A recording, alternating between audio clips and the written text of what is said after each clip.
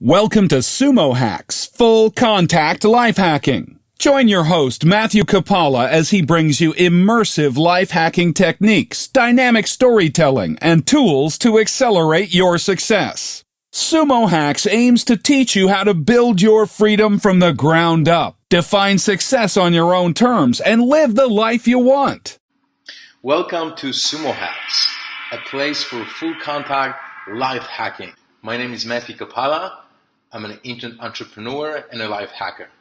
And I'm here to bring you best-in-class resources, stories, guests, and how-tos for you to accelerate in all walks of life. Today's webinar is presented to you by Sumo Hacks, and we are Motto. Today we'll be talking about brand hacking, and we share with you 10 branding hacks to grow your brand without losing your soul. I'm very excited to introduce our presenters today, Sunny Bonnell and Ashleigh Hansberger, who are co-founders of Motto, a comprehensive branding firm that helps visionary entrepreneurs and companies build magnetic brands. This dynamic pair of entrepreneurs have been featured all over the web. Their ideas on creative storytelling and branding experience have been featured on publications such as Forbes, MSN Business, CBS News, and many others. They've been also featured as Inc. 30 Under 30 and just recently as 25 creatives to watch in 2014. Sunny, without any further ado, Sunny, please take it away. As you can see from this slide, Ashleigh and I actually met in a snowball fight almost 20 years ago. We were actually dressed just like this. No, we were not. Well, you can definitely, the truth is that Ashleigh was I'm certain that she was drawn to me because I'm definitely much more unholier than she is. Yeah, so she's kind of hit me with a snowball there. Who threw the first snowball? That was me. That would be Ashleigh giving me a black eye, giving Sunny a black eye. So anyway, Ashleigh and I, we went to college together, and in our early 20s, we embarked on the journey that is now known as Motto. We had very humble beginnings. We started out with $250 in a 14 by 14 room, and we bootstrapped Motto into the agency that we are today and working with clients all over the world. And that was 10 years ago. Branding has really become our life. We've seen the power of how branding can transform a company from not just good, but actually to remarkable. And over the course of our career, we've worked with just hundreds of entrepreneurs, ranging from startups with no funding at all to visionary leaders who have these amazing established global brands who are always in some form of reinvention. And we've experienced firsthand the pivotal points that companies go through. We've sort of seen that journey, from start to finish.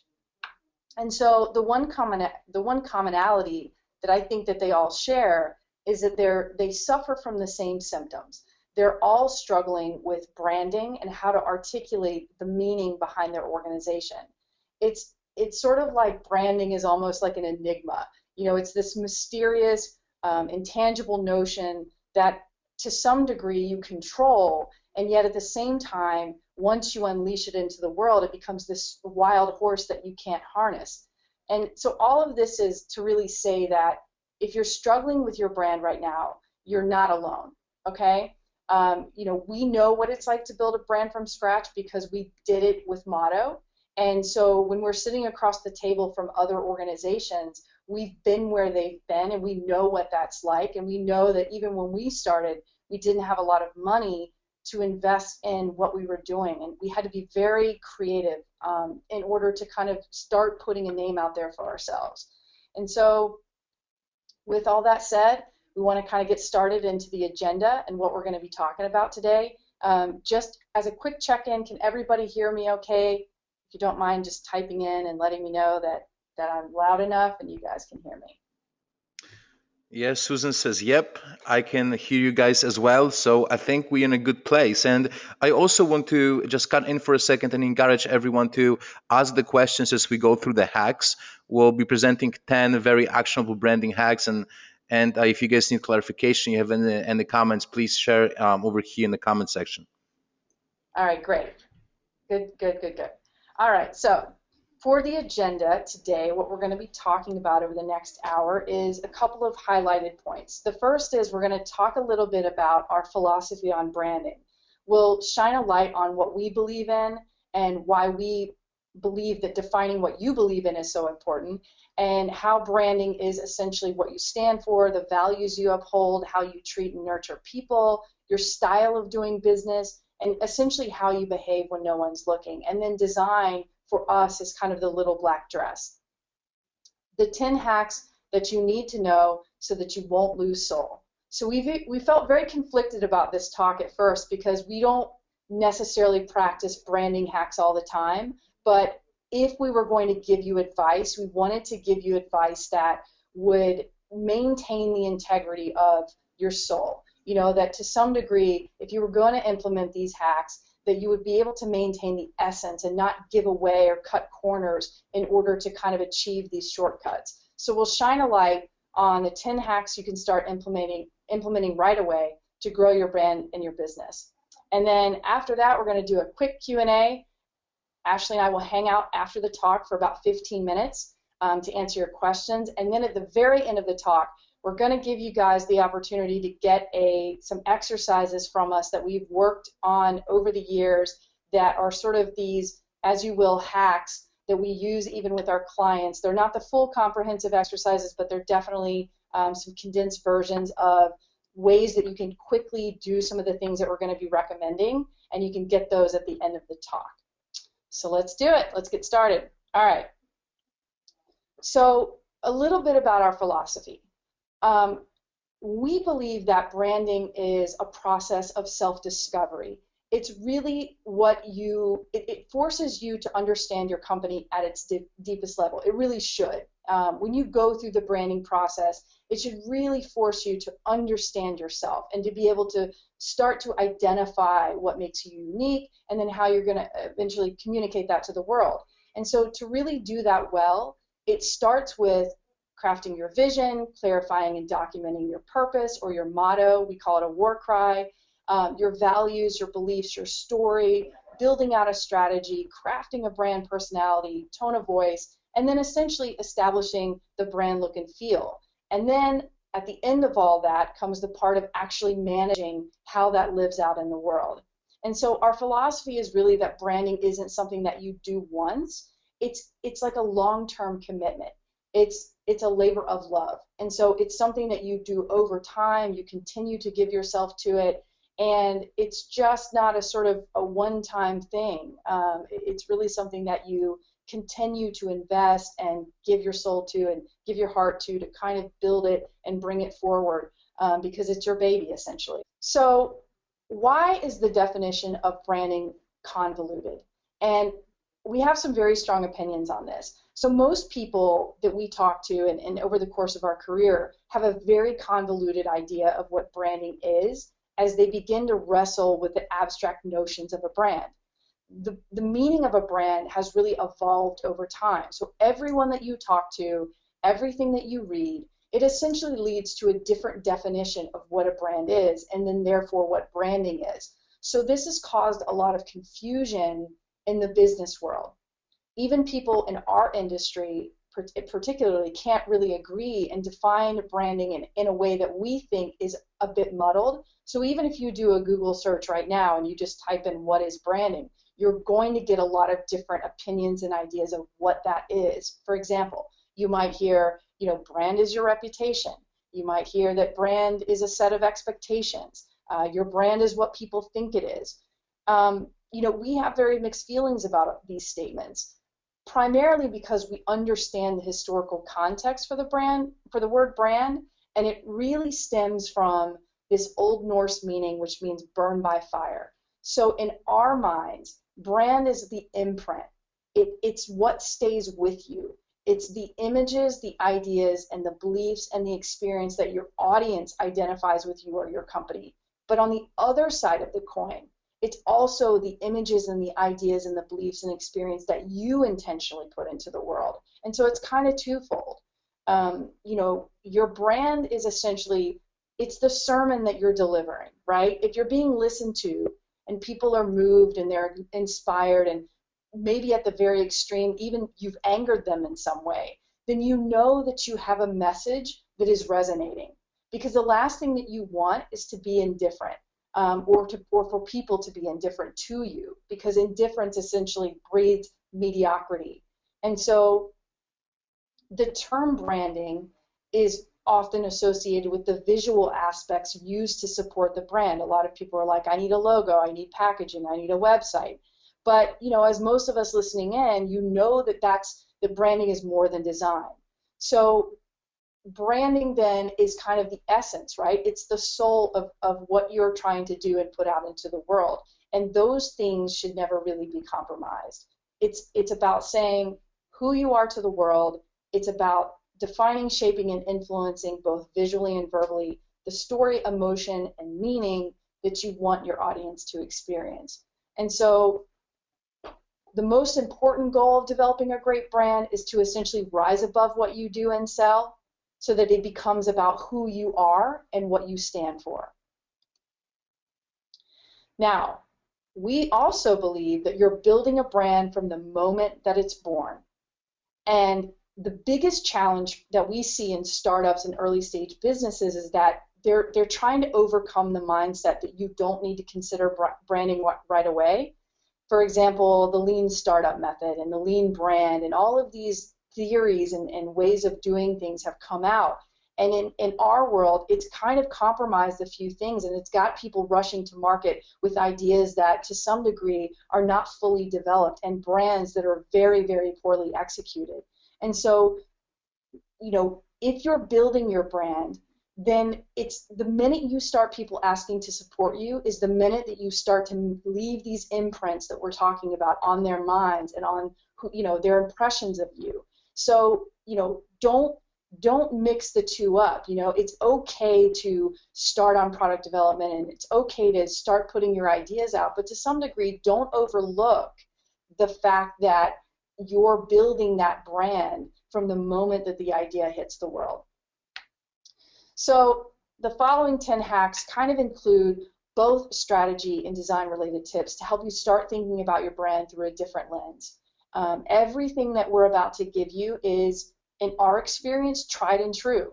But keep in mind that there's a right way to hack a brand and there's a wrong way to hack a brand, because hacking a brand in wrong ways can really lead to disastrous results. We've seen many, many well-intentional, well-intended businesses who start to, hack their brand, so to speak, and they do it in a way that is not right. And they end up having to spend more money to fix a terribly strategized or poorly executed brand had they just taken a little bit of time and maybe work through some of the things that we're about to give you. I guess hacking is essentially a dance with the devil, right? It's far too tempting to cut corners and hack together messages, and more often than not, the phone rings for us because of those reasons. Those clients that make those decisions, or even companies that make those decisions, they hire us to make those poor choices right because they piece together a lot of different things, and it's not a well discovered and well articulated and well executed way of building the brand. Now, if you do it right, these hacks will undoubtedly help you grow your business. Whatever stage you're in, these kinds of ideas and shortcuts will certainly help you grow while also keeping the soul of the brand intact, which is a big thing for us. So, amen. So let's get started. All right, we'll dive into the hacks now. So hack 1, purpose, vision, and values. Now, articulating purpose, setting your vision, and defining your values is nothing new. It's the baseline for every client that we work with. It's the most critical foundational brand building work that we do. If you come to us, that's the place that we're going to start. And it doesn't matter if you've already done it, we're going to do it again, because most of the time what we're given is very top line, it's unsoulful, it has no meaning, and sometimes it's incredibly abstract, and the language that they put around their purpose and their vision and their values don't make any sense, and they're not actually actionable. So by understanding and articulating these three key critical areas before you do anything else, you lay the foundation of the house before you build the walls. So you don't start with the windows and doors, you start with the foundation of the structure that will be built on. So purpose is essentially, it's why you're doing what you're doing. It's the reason. Your vision is the world that you want to create. It may not yet exist, but you are going to be able to paint that vision for yourself and for those around you. And then your values are your guiding principles. They're the thing, they can be 3 to 5 core values, and they should be something that you can truly, honestly hold yourself accountable to. If you say that you're an honest company, well, then every single thing that you do better be honest. And the truth is that how hard is it to be honest, right? It's like, even when you're sitting at dinner or you're wherever you are and somebody asks you to say, do I look nice in this dress? And the next thing you know, you're kind of white lying it a little bit. Well, it's very difficult to do day to day because we all tell a little white lie. So in your business, can you truly, truly be honest? Those are the things that you have to ask. So the next slide is about just a quick and dirty diagram, so to speak. It's a sort of a short fill in the blanks that is the quickest, fastest way to start the process of writing down your purpose, vision, and values. Again, we have an exercise bundle that we're going to share a little bit later on in the webinar that we do a much, much deeper dive on these types of things. But for the purposes of this talk, we're just going to give you some high-level overview of how simple it is to actually start with a piece of paper and start writing these things down. What we can say is that almost every client who comes to us, they struggle the most with these three things. And in our experience, it's truly one of the most difficult processes to go through and help clients go through. So fundamentally, let's dive into each one of these lines and talk through them a little bit more. So when we're talking about purpose, purpose is like deeply emotional. It serves as the compass that guides you to act in ways that are consistent with your values and your beliefs, okay? And then your organization's vision, again, is the picture of the future that you hope to see and that you want to create for the people that you wish to impact. Your values begin to establish the way in which you will hold yourself and your company accountable.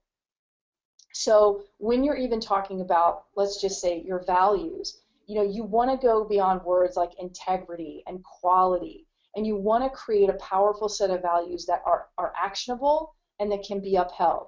One of our clients, Johnny Earl of Johnny Cupcakes, has a value of doing things that you love and making others laugh to be happy. He's brought that value to life in his company, in his decisions, how he does business. It is ingrained in everything that he does. And if you know him, both personally and professionally, which we do, he's just the embodiment of that value, and he's built it into his company. So instead of just saying, be happy, he's done something to really make those values come to life. So in the next slide, we're going to give you an example actually from another client so you can kind of see how this starts to shape up. So this is a client that we have from New York City called Project Art.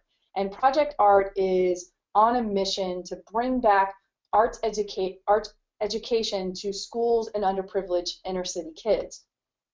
We worked with them over the course of about a year to help them establish some very key foundational aspects of their brand and organization. And we literally started here as a very rough kind of starting point to start working with them to build out their purpose and their vision and their values. So as you can see from this slide, their purpose is to change the way the world views, arts education, and unleash the power of creativity in every child.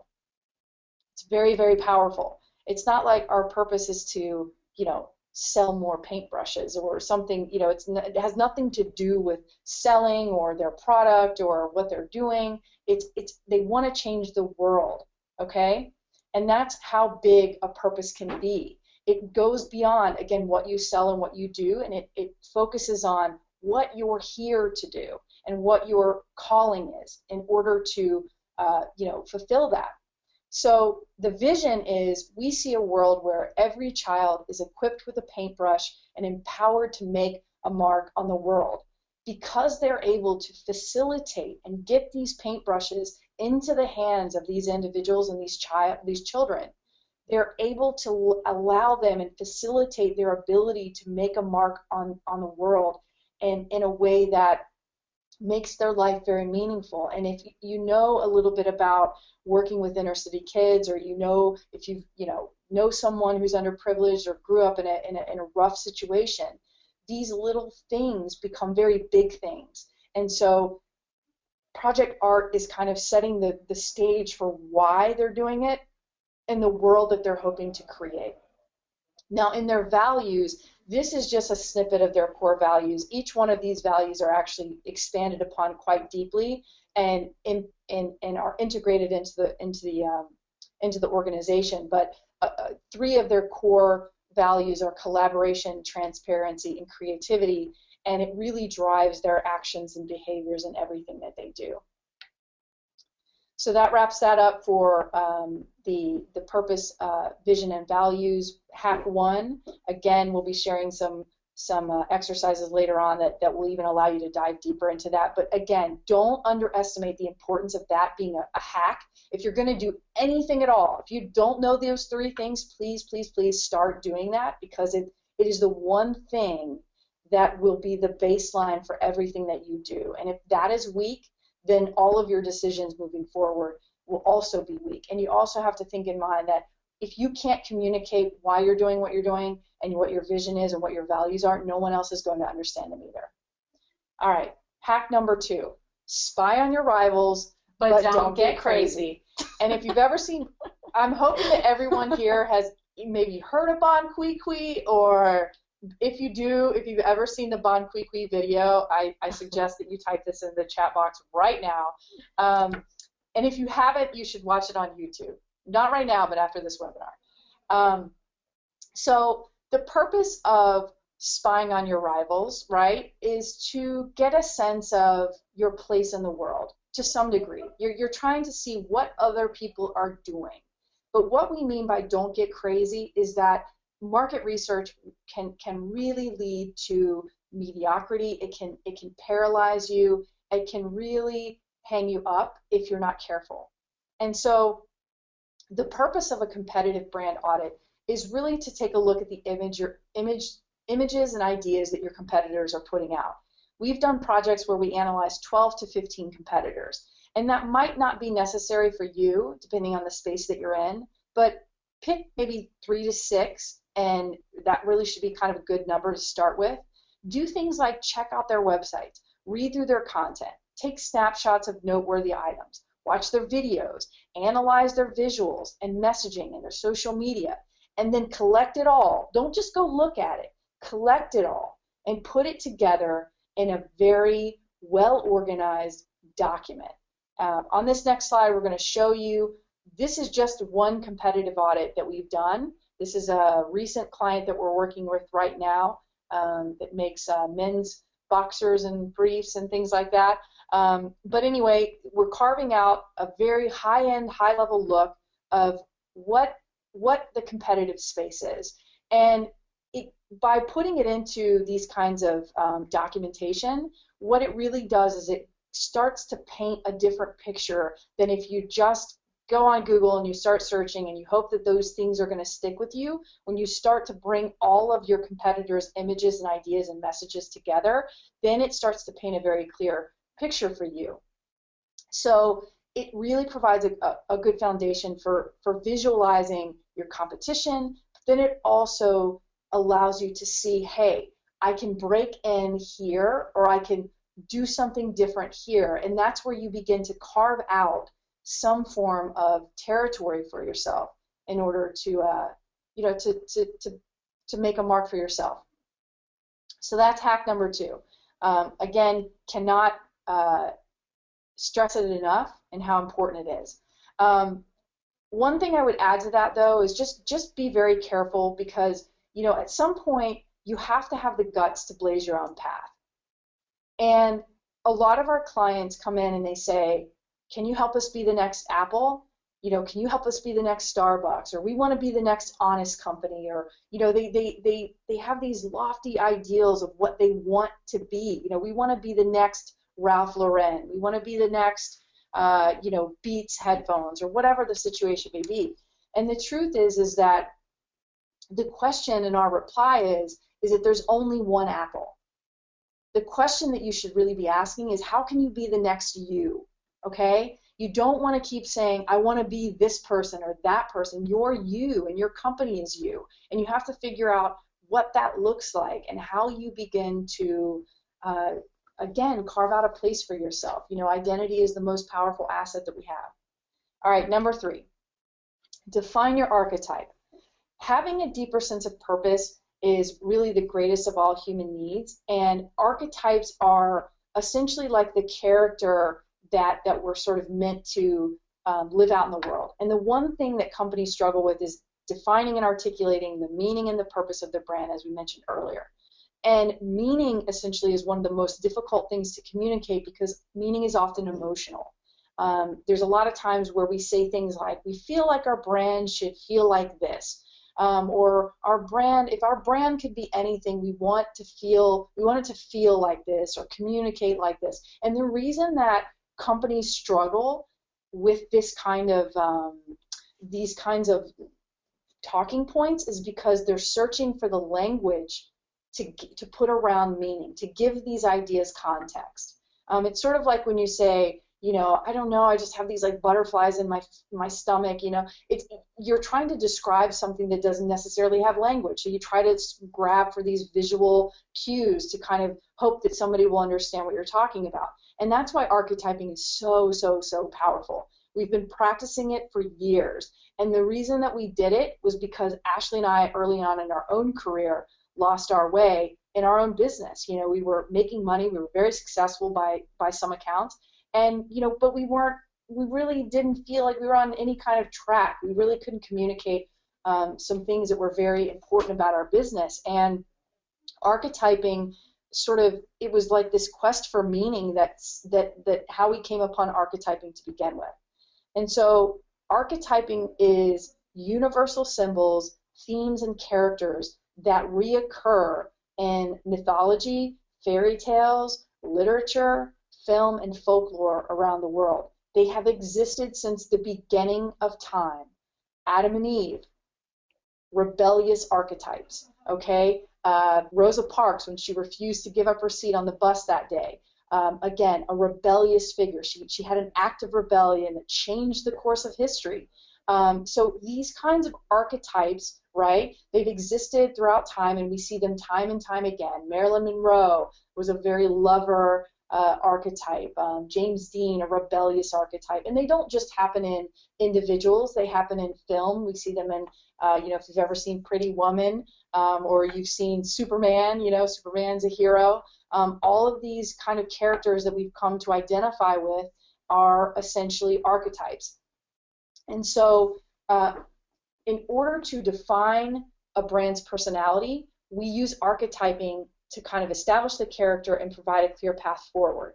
So it's essentially a positioning tool that solves a very real problem.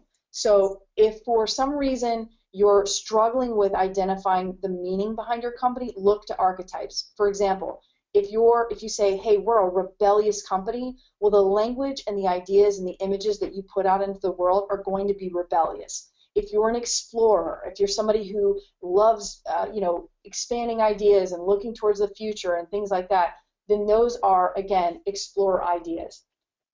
So, again, look for Archetyping, again, we have an exercise later that dives more deeply into this. We also have a lot of content on our website that can dive into the 12 primary archetypes, which there are 12. They all have their own set of stories, values, and meanings. Ultimately, the question that you want to ask and that you're trying to answer is, what role do you play in the world? And archetypes will give you the ability to do that. As you can see, we're just going to slide through things because we're getting close on time, but you can see here the explorer, to create an authentic, fulfilling life. They're independent, they're adventurous, they're free. You can see these types of individuals and companies out here like Patagonia as a great explorer company. Rebellious companies, Diesel is a great rebellious company, and then of course you see Madonna, very well-known icon and rebel. James Dean, they're revolutionary, they're disruptive, they're radical, they're challenging, and that's what a rebel brand, or excuse me, a rebel archetype is really built to be. The magician, famously known, Walt Disney, Martin Luther King was a visionary. Their goal is to make dreams come true. Their characteristics are they're visionary, they're charismatic, they're innovative, they're magical. Those are things that, again, as you're working through the archetyping exercises, those are the things that you want to try to identify with as a company and figure out which archetype your company. Yeah, I have to tell you, I'm a surfer, and after seeing that shark image, I'm still dealing with the post trauma. And I just want to quickly give a shout out to. All right, cool. Yeah, that's a great idea. If you already identify with the motto, or excuse me, archetype, please type it in. We'd love to read it. All right, hack number 4, craft a brand motto. So for us, a motto is a statement of purpose and belief. It's why we actually named our company motto to begin with. It should serve as the guiding principle in the spirit of the cause that you're advancing. A lot of entrepreneurs don't know their motto, and it's very important to have one because it allows you and your team and your customers to have an inspirational idea to rally behind. So there's some great mottos out in the world right now. For example, Facebook recently changed their motto from move fast and break things to move fast with stable infra. New York has the motto ever upward. Harley Davidson, live to ride, ride to live. Mottos have been around since the beginning of time as well. They first appeared centuries ago as sentiments of hope and purpose, and they were inscribed over coat of arms, etched over castle doorways. Creating a motto is simple. It's really not that difficult. Just take the time to create a statement of belief. Use it as an internal directive. Use it as your call to arms and brandish it. Our motto is fortune favors the bold. We use it to drive all of our actions, how we work, the decisions that we make. It's really just our motto to remember internally that, when we try to play it safe, that just remember to kind of go guns a-blazing. So those are the kind of things that mottos sort of do for us. Hack number 5, this is going to be a great one. This is a positioning template. A positioning statement is one or two, it's like a 1 or 2 sentence statement that sort of conveys who you do, what you do for whom, to uniquely solve an urgent need. This is actually from a client of ours called Monk Pack, who is just crushing it right now in the natural food space. We have been working with them for a long time, and they're just everywhere. But anyway, here is their positioning template. They are for adventurous people with active lifestyles who want to eat convenient, healthy, great-tasting foods. Their ready-to-eat oatmeals are in squeezable pouches that provide clean energy from hearty whole grains and real superfoods, and they're unlike bars and snacks that are highly processed. So Monk Pack is a real food from nature for tasty nutrition on the go. So I would use this as a positioning template anytime you're kind of working through any positioning challenges. It's a good starting point. It's not the end-all be-all, but it's certainly a great place to start and put it down on paper. All right, hack number 6. This is a really good one. This is if you're struggling with naming your company, okay? It's called Smile and Scratch Name Test. Naming a brand can be one of the most difficult tasks about branding a company. We get calls all the time, people looking for names.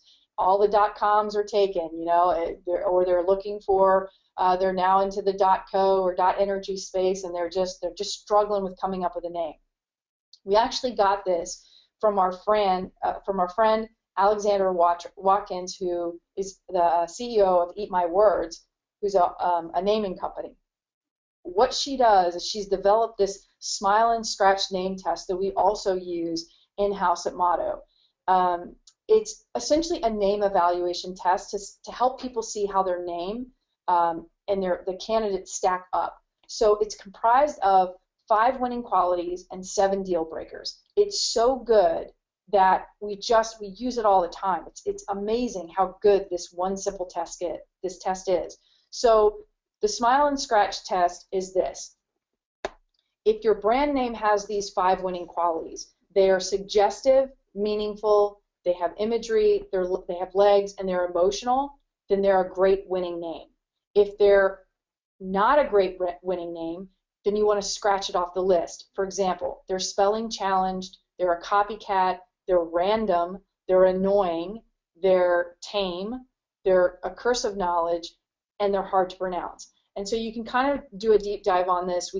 Again, we're running a little bit short on time, but essentially you want to look for these 5 winning qualities. You want to suggest the name should suggest a positive brand experience. It should be meaningful. Your customer should instantly get it. Imagery, it should be visually evocative, creates a great mental picture. It has legs, it carries the brand, lends itself to wordplay, and it should be emotional. So it should empower, entertain, engage, and enlighten. A great example of a brand name that we came up with a few years ago actually was a brand name called Green Mustache. Green Mustache has all the winning qualities of an awesome name because it's very visual, it's meaningful, it suggests this positive brand experience, and it has a lot of legs. You know, we built the name into all these different touch points for this beverage that we're working with. And Green Mustache is actually a kid's beverage of smoothies that are geared towards kids who are young children. And when you drink it, it's made with spinach and kale and some other things like that. It's like fruit and veggies. And when you drink it, you kind of get this green mustache. So it's really, really a fun, evocative name. So anytime that you're working on a name, go and reference this smile and scratch test because it's very, very powerful. All right, hack number 8, create a mood board. When you set out to start developing your brand's look and feel, you want to think in terms of creating a comprehensive visual style for your brand. So in order to capture the general aesthetic, we always create a digital mood board that contains style elements that represent our proposed visual direction based on keywords, aesthetic preferences, and desired experiences. The mood board, the ones that we create anyway, explore things like color palette, typography, textures, patterns, photography, illustrations, iconography. They're curated to evoke certain moods and emotions. And we really establish a very distinct visual tone to reinforce the brand's concept. So think of a mood board as essentially setting the stage for the design. It's the trailer for what's to come. And this finalized look and feel is very instrumental in guiding the design language. You know, if you're wanting to start a mood board, we've got some great tools that we use. I would check out nice.co. It's NIICE.co. And Pinterest is a great mood board tool as well. We use that a good bit. We've got a few others that we use, but Nice is really awesome because you can download. It comes with a browser add-on for Google or for Chrome, I meant. And you can once you're on a site and you find some really cool images, you can just drag and drop them right into the Nice app, and it creates this pretty interesting mood board that you can tag and do some really neat things with. Here's a mood board that we created for, again, Monk Pack. I think it's such a visual, they're such a visual brand.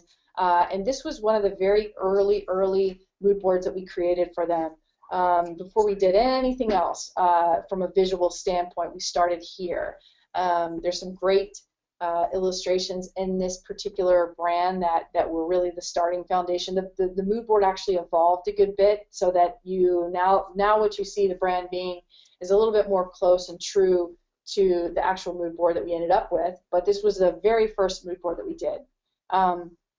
So you can see that we started with color, we started with different types of type options. It's not a literal interpretation, but rather it's just painting sort of an idea, feeling, mood of what we thought Monk Pack should look like. All right, hack number 8, logo in a day. So we're going to hear some controversy on this, but we just saw somebody successfully do this, so we thought that it was worth talking about. We have to say that we're really not a fan of like 99 Designs or sites like that, because we feel that the design process should be integrated into the brand strategy, and there's just way too many amateurs on those sites. And I think that you really get for what you pay for. I really do. You know, that's not always the case, but most of the time, if you pay $99 for a logo, sometimes it just doesn't quite come out what you thought it would be. So instead of going that route, we're going to give an alternative, and that is working with a designer, a professional designer, in a day or a weekend. That's exactly what Death to Stock Photos just did when they reworked their logo. They gave themselves a day to do it, and they worked with an amazing designer who we're big fans of, and at the end of the day, they had their new logo. You can actually check out the video trailer for the entire process on their website, which is deathtostockphoto.com. For us, like a logo process usually takes 3 to 4 weeks because it's really intensive. You know, we're building out a style guide, we're developing out iconography, various symbol sets, type treatments. But we have actually done logo projects in a day as well. We don't love to do them because they're very stressful and they can be kind of high energy and they're intense. But sometimes it's interesting to give yourself a different challenge as a designer anyway. I know I like to challenge myself all the time. Ashleigh likes to challenge herself. We really like to try to give ourselves things that we think can't be done in a day and actually do them. So if somebody's up for doing it and the price is right and it feels good and everybody really is on board, then you can see what can be accomplished. In this slide, we see the before and after. And we really can't go into all the depth and process that they went through to get to that during the day, but you know, in our opinion, it was a really, really well done evolution, and the integrity of the mark is very powerful. The meaning of what went into into the development of the mark is very powerful, and so you know, just give yourself a little bit of time, you know, and practice a little bit of restraint. But you can do amazing things in a short amount of time. Trust me, Ashleigh and I have done some all-nighters that we're like, oh my God, I can't believe we actually pulled that off. And you know, it's needless to say, we've done some amazing things in a very short amount of time. So anyway, that's a great way to do it. Logo in a day. If you can make it happen and make it work, it's actually something that can be very powerful if you're working with limited time, limited budget. All right. Hack number 9, implement a color strategy. Okay. So this is going to sound like a no-brainer, but color is really a very powerful form of communication. We're very attracted to color, or we're even repelled by it. You know, for example, I'm just not a big fan of the color pink or blue. You know, I love browns and blacks. Like I'm always gravitating towards them. And so, you know, even the coolest design presented to us in a color that we just, for whatever reason, have a very visceral reaction to, it's like we shut off. And so, you know, it's particularly relevant when it comes to branding, because on an emotional level, color affects how people feel when they experience your brand. So on a practical level, it really can help you identify in the market, and people will begin to recognize you based on the color that you choose. So it's not an arbitrary decision. A lot of people screw this up. They just pick colors that they just thought might work, you know, and we're saying implement an actual strategy so that you know why you're choosing colors and what they're about. As you can see from this particular slide, these are some colors and what they actually mean, what associations are, and what people can give to these colors in Western countries. In the next slide, you know, pick one color, maybe maintain a one color strategy. It's easier to maintain, and people will associate the color with your brand over time. For example, Virgin, everybody knows Virgin is red. So, you know, it kind of gives you a little bit restraint, but it becomes very ownable to you once you start to use it consistently. A great place to get some cool palettes and get inspired is a website that we go to all the time called Color Lovers. Trying to think of do we know the URL for that? It's over here. It's on the slide. Right so colorlovers.com. It's a great resource for you. I would recommend checking it out. All right, and then last but not least, hack number 10, pair great font. Now, again, this is going to seem like a simple hack, but for design to sing, you need a great font marriage, and don't underestimate it. There's a lot of great many resources out there to review different types of fonts, headings, and body type, and things like that, because it's important to understand how to use typefaces and fonts, because they have their own personalities, characteristics. They evoke certain moods and feelings. I recently had a client come to me who, wanted to use a specific typeface, and I knew within everything in me that it wasn't the right typeface to use. But they were just kind of hell-bent on using it, and it was not saying the right thing for their company or their brand. So those are things that, again, you try to educate, but a lot of times, there's some battles you can't win. But if you really know, and you're starting to understand how fonts play a role in your organization and how powerful they can be, you want to look at techniques like Hoffler and Company. They have typography.com. You can also check out a great resource called typewolf.com for cheat sheets, recommendations, and you can actually see those fonts in the wild. You can check out different websites and see, different font pairings, and you can kind of get a sense of what they're doing and what kind of feelings they evoke and so forth. So check them out. They're great to use. And then we're going to just throw one more hack in there just because we like to do things like that, but use beautiful imagery. Hack number 11. We were only supposed to do 10, but we're doing 11. Use great imagery. Don't go to iStock. Don't go to Shutterstock. Don't go to those really bad stock places. Go to places like Unsplash. They're free. Go to Stocksy. Which are very relatively inexpensive. Check out New Old Stock for really cool old photography.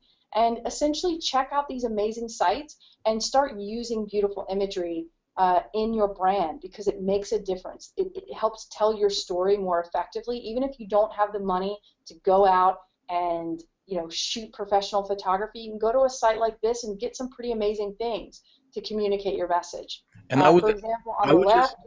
Oh, go ahead. No, I would just add to it. I think that's really important, and especially when you communicate a message through blogging and social media. So I also think, again, I think sometimes entrepreneurs sort of settle for the lowest possible denominator when it comes to the content that they put out on their blog and social media, and it's so important. So I also beyond going to Creative Commons and paying for images, create your own image bank as you walk around the city, as you travel. Take with your iPhone, take images of interesting places, and then as you write the blog post, there may be the right context. You can put that message and tell a story. So I think it's also important to come up with your own content, not only go to image search on Google, right?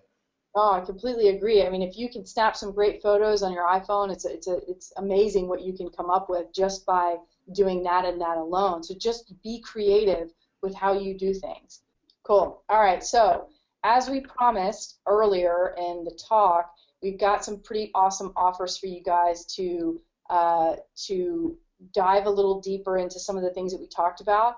We've actually created these brand worksheets that we've had for a long, long time. We're using them on a day-to-day basis. They're incredibly, incredibly valuable.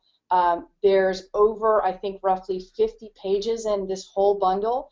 And you'll get to do a deep dive on things like defining your purpose, setting your vision, articulating your values, helping you create a brand manifesto, and discovering your brand archetype. So it's a really amazing value for all that you're going to get out of this particular bundle.